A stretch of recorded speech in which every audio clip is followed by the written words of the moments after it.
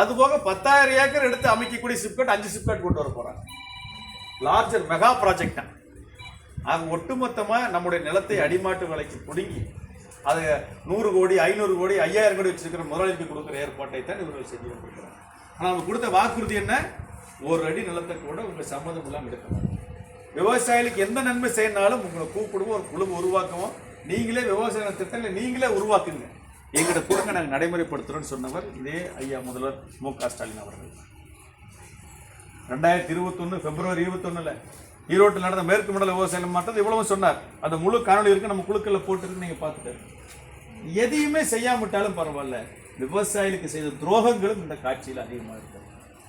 அப்ப நம்ம கட்சி அடிப்படையில் மீண்டும் வாக்களிக்க முடியுமா? ஆக அதனால்தான் ஒரு 36 காரணங்களை நம்ம தொகுத்து, இந்த காரணங்களின் அடிப்படையில், இந்த கோரிக்கையின் அடிப்படையில் இந்த வர்ற சட்டமன்ற தேர்தலில் திமுகவுக்கு தமிழ்நாட்டு விவசாயிகள் யாருமே வாக்களிக்க கூடாது, புறக்கணிக்க வேண்டும் என்கிற முடிவு எடுத்து அந்த முடிவு. ஏன் திமுகவை நம்ம புறக்கணிக்கிறோம் அப்படின்னா, தேர்தல் ஜனநாயகத்தில் இருக்கக்கூடிய நம்மளை போன்ற நாடுகள்ல யார் வரணும் என்பதை விட யார் வரக்கூடாது என்பதை முதல்ல நம்ம தீர்மானிக்கணும்.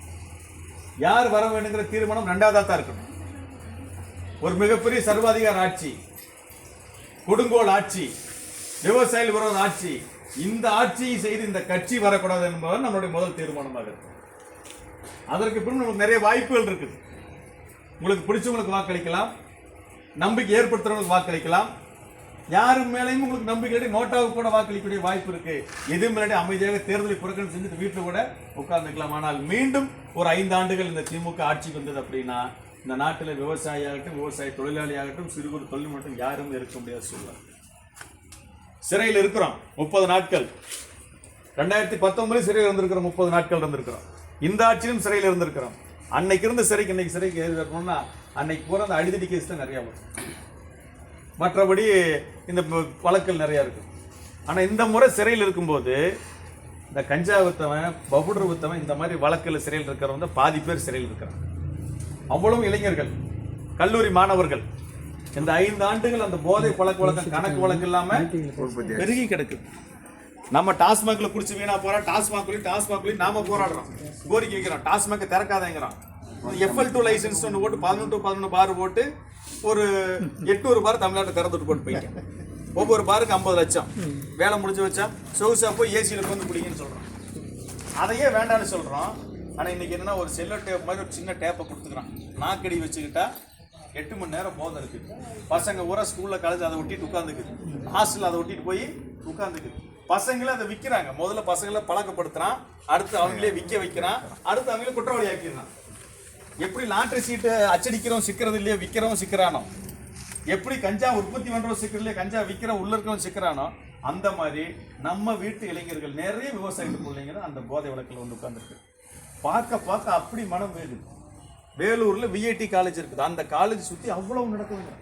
புட்டு வைக்கிறான். சார் ஒரு நிமிஷம் சொல்லுங்க சார். இதே கருத்தை புதுப்பட்டியில் ஒரு பையன் படிச்சுட்டு கோயம்புத்தூர் படிச்சுட்டு ரூம் எடுத்து தங்கியிருக்கிறான். அவனை வந்து தங்க வச்சுருக்கிறான். கூட 8 ஏக்கரை காட்டையில் தான் இருக்கிறான். இவன் அந்த போதை இதில் ஏதோ மாட்டியிருக்கிறான். அவன் கூட வந்தவன் இவனும் போலீஸ் இது பண்ணிட்டாங்க. அவன் காட்டையே இழந்துருக்குறாங்க. எனக்கு தெரியும் போது ரொம்ப அவங்க அதுதான் நினச்சாங்க. அவங்க எங்கள் பக்கத்தில் பேட்டையில் அவங்க அத்தை விட்டுருக்காங்க. உதவி முடிச்சிடுறேங்க சார். எங்கள் அப்பா என்ன கஷ்டப்பட்டு சம்பாதிச்சு வச்சு சொத்து இப்படி அவங்க அம்மா பிறந்த அம்மாவனால் இப்படி போயிடுச்சு அப்படின்னு வருத்தப்படுறாங்க. அதில் இன்னொன்று என்னென்னா, ஏப்பா உங்களை எல்லாம் ஸ்டேஷனில் எங்களை பிடிச்சி அடிக்க மாட்டாங்க, நல்ல மரியாதை இருக்கும், உடனே எங்களை விட்டுருவாங்க, எந்த விசாரணையுமே இருக்காதுங்க. ஏன்டா உனக்கு யார் இதை கொடுத்தா, அவனுக்கு யார் அதை கொடுத்தா, அவனுக்கு யார் ஏதாச்சும் விசாரணை, அதெல்லாம் இது எல்லாம் எங்கள் டீம் இருக்குது சாருங்கிறேன். எல்லா போலீஸில் எங்கள் டீம் ஜெயில் லிங்க் இருக்கிற யாருமே போலீஸ் தான் இருக்குதுன்னு சொல்றாங்க.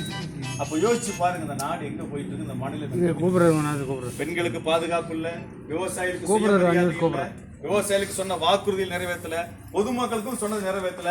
ஆனா ஒன்றியத்திலிருந்து மாவட்டத்திலிருந்து ஊராட்சி மன்ற தலைவர்கள் எல்லாரும் ஆளுக்கு கோடிகள்ல சம்பாதிச்சாங்க, செட்டில் ஆயிட்டாங்க. ஆக இங்க இருக்கிற ஒரு 500 பேர் சம்பாதிச்சு செட்டில் ஆகிறதுக்காக ஒட்டுமொத்த தமிழ்நாட்டை அவங்க பலி கொடுத்திருக்கிறாங்க. அதனாலதான் ஒரு ஜனநாயகத்துல ஒரு தேர்தலில் யார் வர வேண்டும் என்பதை விட யார் வரக்கூடாது என்பதை தீர்மானிக்கிற முதல் வேலையை நாம செய்ய வேண்டும். அதை தமிழக விவசாயிகள் பாதுகாப்பு சட்டத்தில் நாம் செஞ்சிருக்கோம். இதுதான் மிக தேவையா இருக்குது.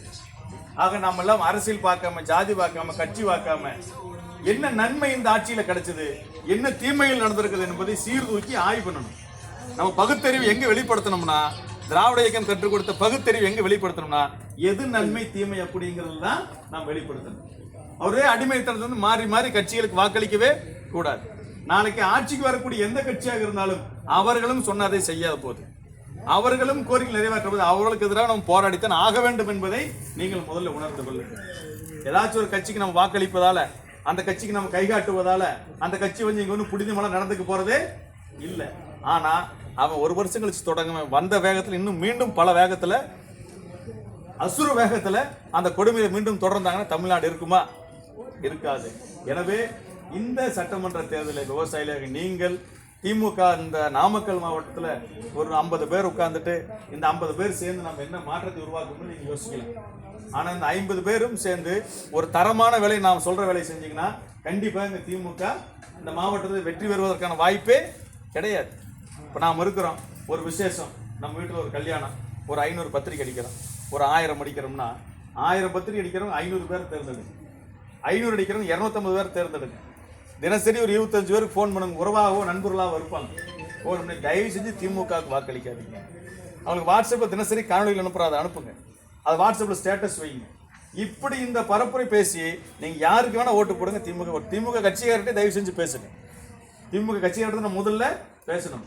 உங்கள் கட்சியால் நீங்கள்லாம் வாக்களிக்கிறதால உங்களை நம்பி நாங்கள்லாம் அந்த கட்சிக்கு வாக்களிச்சு இன்னைக்கு நாடு இந்த நிலைமை ஆகி போச்சு. எனவே முதல்ல நீங்கள் தான் உங்கள் கட்சிக்கு பாடத்தை கற்பிச்சு கொடுக்க வேண்டியது இருக்குது. உங்கள் கட்சி எதிர்காலத்தில் மீண்டும் சரியா இருக்கணும்னா நீங்கள் இந்த தேர்தல் உங்கள் கட்சிக்கு நீங்களே வாக்களிக்க கூடாது, வேற யாரும் வாக்களிக்க வேண்டாம்னு சொல்லி போட்டு எல்லா விவசாயிகளுக்கும் பொதுமக்கள் நண்பர்களுக்கும் ஒரு ஃபோன் பண்ணி பேசு. ஒரு வீட்டுக்கு போய் நோட்டீஸ் கொடுத்து ஓட்டு கேட்கறத விட, யாருன்னே தெரியாம கூட நோட்டீஸை கொடுத்து விவசாயில நீங்கள் திமுக ஓட்டு போடாதுன்னு சொன்னதை விட தெரிஞ்சவங்க ஒருத்தர் ஃபோன் பண்ணி சொல்லும்போது நம்ம கேட்போமா, கேட்க மாட்டோமா? ஆக அரசியலை தாண்டி, சாதியை தாண்டி, மதங்களை தாண்டி, கட்சிகளை தாண்டி இவர் விவசாயிகளுக்காக பேசுறாங்க. உண்மையிலுமே இந்த ஆட்சியில் விவசாயிகளுக்கு எதுவுமே நடக்கல. ஒரு தொகுதிக்கு நிக்கிற நிலைமையில ஒரு 2000 ஓட்டு மாறிச்சுன்னா ஜெயிக்கிறவங்க தோத்து போயிடுறாங்களா? இன்னைக்கு இருக்கிற கடுமையான போட்டி, 4 முனை போட்டியில நீங்க அதிகபட்ச வாக்குகள் வித்தியாசம் எவ்வளவு வரப்போகும்? 5000 வாக்குகள் வாங்கினா பெரிய வித்தியாசம் வந்து நிக்க போகுது. இந்த வார கடந்த சட்டமன்ற தேர்தலே பாத்தீங்கன்னா 3000 வாக்குகளுக்குள்ள அதிமுக இழந்த தொகுதி 40 தொகுதிக்கு மேல 750 ஓட்டு 600 ஓட்டு. புரியுதா உங்களுக்கு? அந்த அளவுக்கு கடந்த முனை பார்த்தீங்கன்னா மும்முனை போட்டி, இந்த முறை 4 முனை போட்டி. இந்த மாதிரி போட்டி அதிகமா இருக்கிற நேரத்துல அந்த வித்தியாசம் 30,000 ஓட்டு, 40,000 ஓட்டு, 50,000 ஓட்டுல இருக்கவே இருக்காது. 5000 ஓட்டு, 2000 ஓட்டு, 300 ஓட்டு, 400 ஓட்டு, ஏன் 19 ஓட்டுல தோத்தவங்க ஜெயிச்சவங்க எல்லாம் இருக்கிறாங்க. ஆக அந்த மாதிரி இருக்கிற சூழ்நிலையில இங்க இருக்கக்கூடிய இந்த 50 பேர் ஒரு ஆளுக்கு 500 பேருக்கு போன் பண்ணீங்கன்னா கணக்கு என்னாச்சு? ஆக எல்லா விஷயத்திலும் நம்மளால முடியுமா, முடியாதா, சாதிக்க முடியாத என்பதை கூட நம்மளால முடிஞ்ச அளவு நம்ம உழைக்க கற்றுக்கொள்ள வேண்டும். முடிஞ்ச அளவு கண்டிப்பா நம்மளால ஒரு பெரிய சேதத்தை ஏற்படுத்தும் என்பதை உணர்ந்து கொண்டு இருக்கக்கூடிய அனைத்து உழவர் உறவுகளும் அரசியல், சாதி, மதங்களை கடந்து உழவர் உறவுகளாக இந்த சட்டமன்ற தேர்தலில் திமுகவை தோற்கடிக்க முழுமையாக நாம் வேலை செய்யணும். அடுத்தது நாம் என்ன செய்ய போறோம்? சரி, திமுக தோற்கடிச்சிட்டோம், அடுத்து அதிமுக வந்து நல்லா செய்யணுமா? சீமான் வந்தா சிறப்பாகிடுவாரா? விஜய் வந்து நம்மளுக்கு வெற்றியை கொடுத்துருவாங்க கேட்கலாம். கண்டிப்பா அதுக்கெல்லாம் சாத்தியக்கூறு இல்லை. எல்லாத்தோட தேர்தல் அறிக்கையும் படிச்சு பார்த்துட்டோம். விவசாயம்னு என்ன அடிப்படைன்னு அவங்களுக்கு எல்லாம் புரியல. விவசாயிகளுக்கு என்ன பிரச்சனைங்கிறதுக்கான அடிப்படை நிறைய பேருக்கு புரியவே இல்லை. ஏதோ விவசாயத்தில் இருக்கக்கூடிய ஒரு சில முன்னாள் அரசு ஊழியர்கள் எழுதி கொடுக்கக்கூடிய அந்த கோரிக்கை அப்படி நம்மகிட்ட வாங்கி அப்படியே சேர்த்து வாந்தி எடுத்து வச்சுட்டு தான் போயிடுறாங்க. விவசாயிகளுக்கு என்ன அடிப்படை மாற்றம் என்பதை பற்றி யாரும் சிந்திக்கிறதே கிடையாது. ஆக இந்த நாட்டில் வரக்கூடிய 2029 தேர்தல் இருக்கு. அது ஒரே நாடு ஒரே தேர்தலாகவும் இருக்கலாம். சட்டமன்றம், நாடாளுமன்றம், ஊராட்சி, உள்ளாட்சி எல்லாத்துக்கும் ஒரே தேர்தலாகவும் வருவதற்கான வாய்ப்பு இருக்குது. தனியா வந்தாலும் பரவாயில்ல.